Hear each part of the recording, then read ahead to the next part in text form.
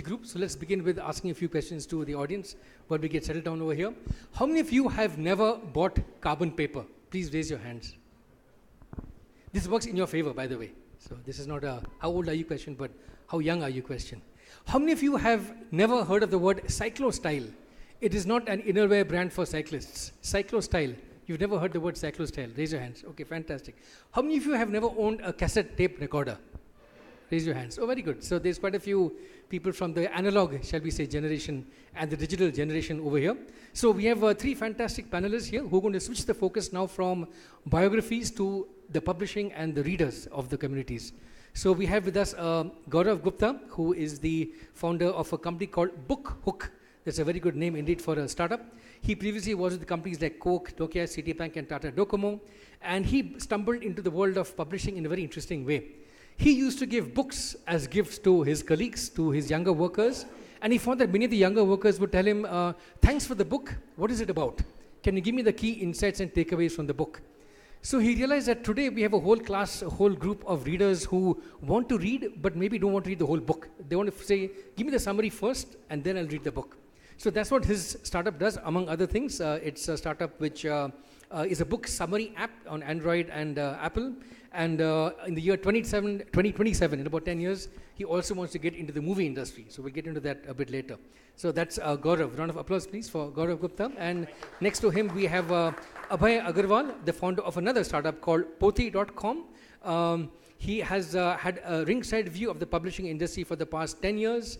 And he often says that people should be able to print what they want very easily. So he began with a way to publish books in print form very easily. Now he does other kinds of digital things as well. For example, another product he has is called InstaScribe, like an instant scribe, which converts documents, etc., into professional quality ebooks. So one of his visions is to start something like Project Gutenberg. You've all heard of Project Gutenberg, putting books in the public domain. He wants to do something similar for publishers in the Indian language content. And I know we have some people in the audience working on the Indian language publishing end of things, so we'll get into that also. So that's Abhay. Round of applause, please, for Abhay. And of course, Vignesh Ramaswamy is the founder of a company called Tartl. He started in publishing very young. In his second year of college, he started a publishing site a magazine called Penumbra. And it is now in 92 colleges across India. So he started as a college entrepreneur in that stage. So I hope you become a case study in Rashmi's book, also one day, one of her future books. And he's now come up with a multilingual collaborative community for the content publishing and content seeking industry. So one advantage of digital, we heard about digital in the previous panel. He'll talk a bit perhaps about how digital helps people connect much faster with the other. So digital is speeding up the whole reading game, publishing game, etc. And that's what this panel will talk about. So that's Vignesh. A round of applause, please, for Vignesh as well. And I have about 6 or 7 questions for them, but I'll just do maybe 2 or 3, and then you can jump in whenever you want. So the first question is, let's begin with a lot of the audience here in the room, how reading habits are changing. What do you see in the way people are reading differently, whether it's biography or articles or news or whatever? Vignesh, why don't you start? That works? Let's see if it works. Hello, everyone. Madan, I believe that. Hello. Yeah. Madan, I believe that the book reading habits has not changed, and it's a subjective opinion. And I believe that the way in which the content or the knowledge, the way people consume, it has changed, and the type of content which people consume, that has changed. So, for example, these days people consume audio-based content. And one good example of how people consume those content is through podcasts. And there are various platforms which help the day-to-day users like SoundCloud, or you have Stitcher. And hence I believe that these are the two ways in which it has impacted the book reading or like reading habit in general. That's what I believe. So actually I more or less agree with Vignesh that it's hard to say that reading habits have changed a lot. And one way of looking at it is that in India, our reading population base has been very small. So in terms of absolute number of copies which are being sold now is much higher. Basically in last 10 to 15 years, we have seen acceleration. But then that you also have to take into account our population growth. So basically as an absolute percentage of population, the people who are reading. So What we need to see is more people going. There might be small changes. People who are already reading might be reading in different formats, might be reading in ebooks, audiobooks. But overall, we just need more people reading and growing. And so, yeah, talking about change is kind of immaterial. Well, nothing much to add what both of them said. But fundamentally, I believe that yes, reading habits have not changed. However, what has changed is what is the allocation of your total attention that goes to books, right? We are moving towards what experts call as attention economy. And in this attention economy, there's a lack of supply. You have only 24 hours in a day, out of which 8 hours go into sleep, 4 hours for Professor Raghunathan. Those 20 hours or 16 hours used to be for a lot of other activities earlier. Today, it is going into a lot of new format, which is binging on Netflix, a lot of WhatsApp, which wasn't there as recently as 5-6 years back. So very clearly, what is changing is how attention is being allocated to reading. And the sooner the publishing industry acknowledges that it is not about reading, it is about capturing attention, I think that's where the real battle will be fought the right way. Because right now, it's about people saying, okay, fine, I read, and therefore I spend 6 hours a day reading, or I don't read, and therefore I just don't have the time to read. So fundamentally, we'll have to figure out ways to get more and more minutes of the day into reading, whether it is through book summaries like what I do today, book, or whether it is through Reader's Digest, which has been doing this since 1920s. Okay, a couple of more questions and then you can all jump in as well. My next question to the panel is, a lot of the traditional publishing industry used to be books, publishers, readers, and maybe book reviewers in newspapers and magazines and so on. But today there's a whole community online. There are influencers, there's social media and so on. So how is digital changing the whole ecosystem now? How are new people getting into this influencing business? How do you create a community between authors, publishers, readers, and so on?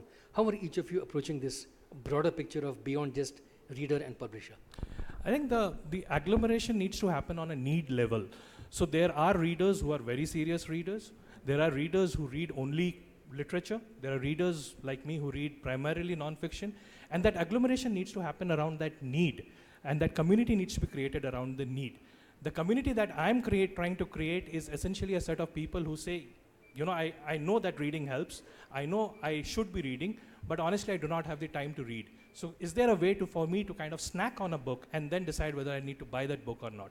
For me, that is community building as far as I'm concerned for my venture.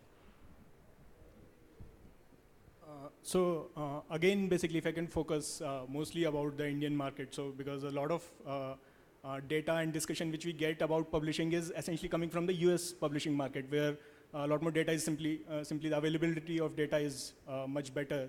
So you can see trends. But if you focus on the Indian market, so let's say there are two separate parts of the book. So one is all the production of the book, basically where the publishers, all the professionals like editors, designers, they are involved. And then there is the part of where the actual sales of the book and the marketing comes in.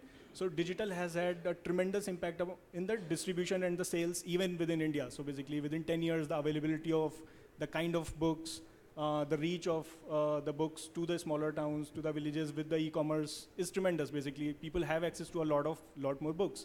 But in terms of the production part of it, I wouldn't really say it has brought on disruption. It has made the overall process much more efficient. Of course, basically, more and more editing work and everything will happen now digitally in Word, instead of people trading handwritten manuscripts printed out with corrections and then somebody entering them into the computer.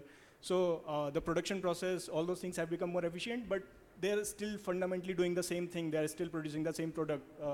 The cycle is probably smaller.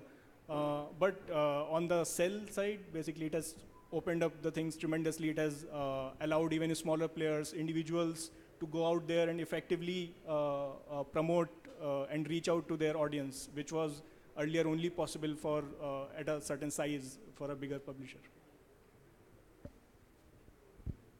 It's a widely accepted fact that community actually helps, whichever sector it is. Community helps in reaching out to the right target group, right?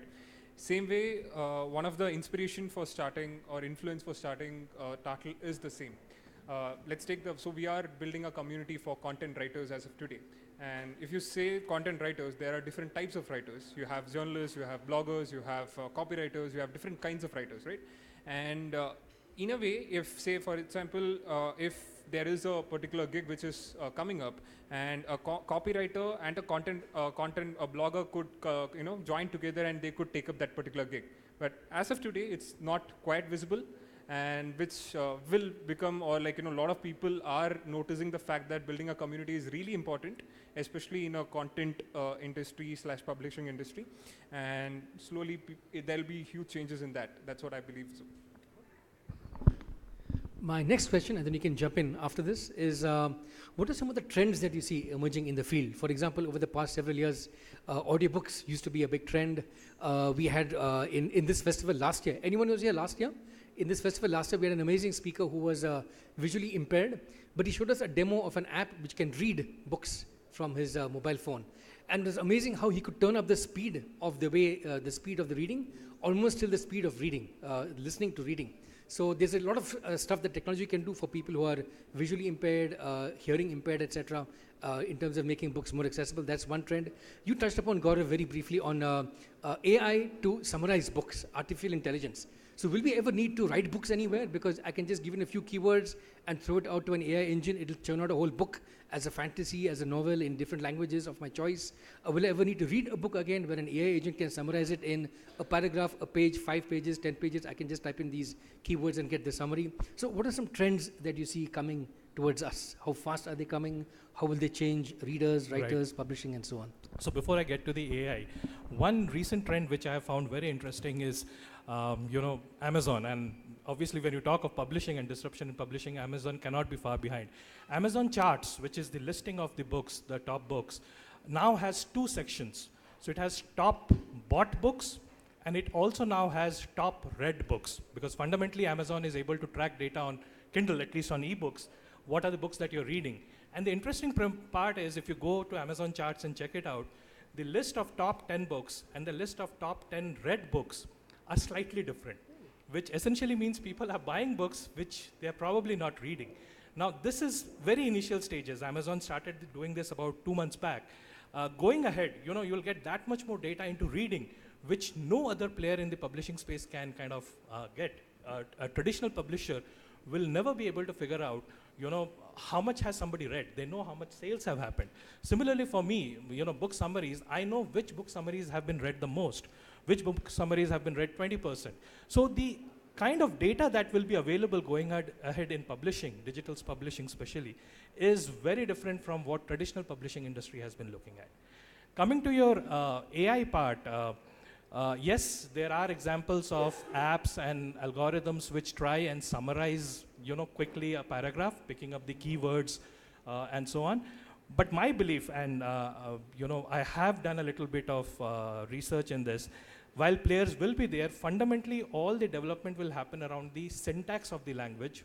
So you will have Grammarly, grammar correction and better writing software increasingly getting more popular and better.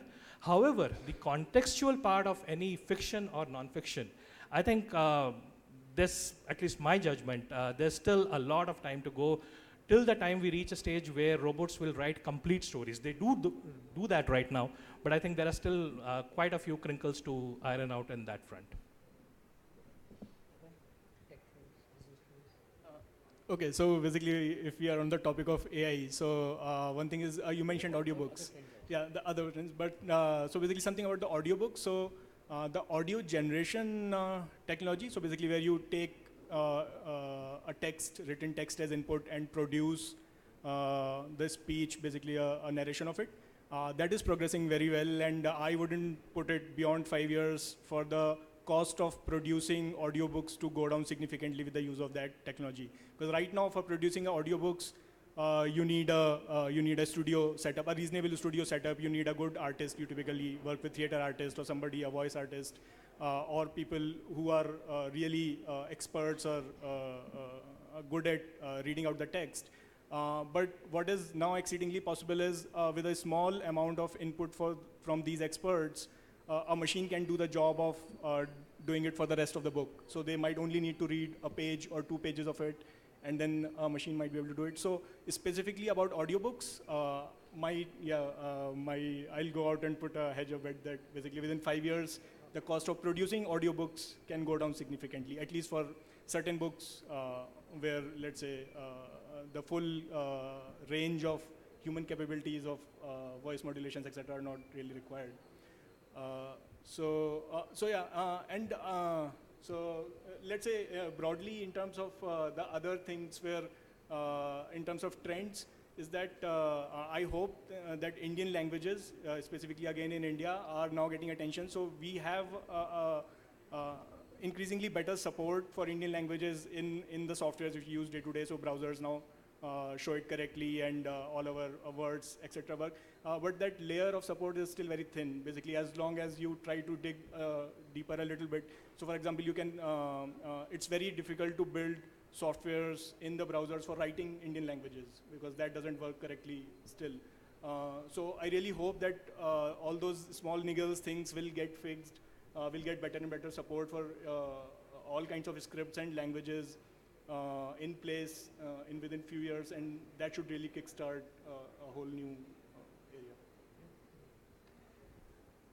From my perspective, there are two types of trends which I'm seeing these days. One is shorter content, which is startups like InShort or books.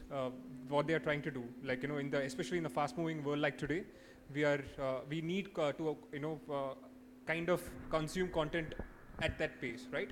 So companies like these help a lot in terms of consuming shorter content. And the second type of content which I generally see these days are the visual, something more visual, like memes, infographics, memes, or even comics. These days, like say, I am a comic reader, and I generally used to find very few people, or I rarely stumble upon people who read comics, but these days I am meeting a lot of people who read comics. So I feel that visual medium or something like visual content is also becoming a trend these days. So yeah. Okay, let's pick up on that bit of Indian languages, and then I'll open up the floor to more questions. What is your outlook for Indian language publishing? There's a lot of articles these days that you read on the next 100 whatever million people coming online will be more preferring video content in their own languages and so on.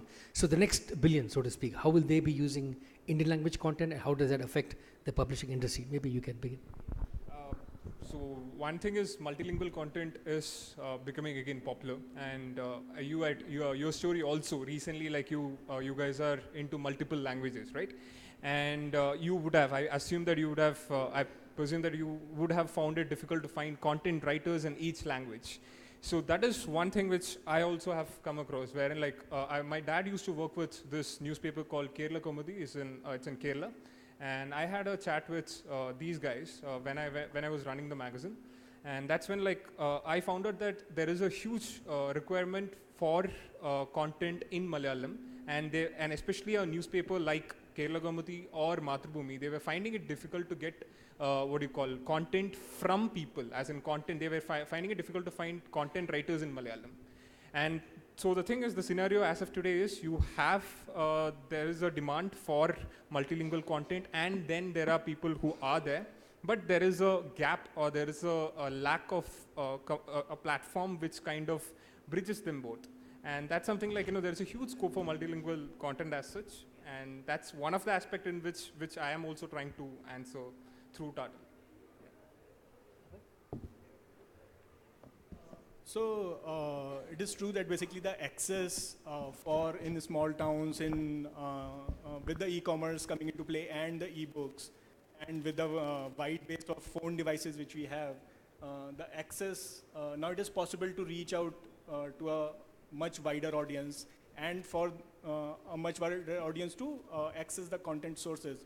But what we have to see is in terms of publishing, in a lot of these audience, what we understand as the book reading habits as such are not well established, simply also because of the lack of access of so-called books being there.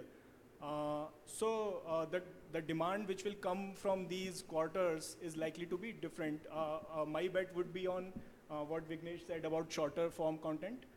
So not only articles, basically something in between, falling in between a book an article, probably something like summaries, what you're saying, things which explain things.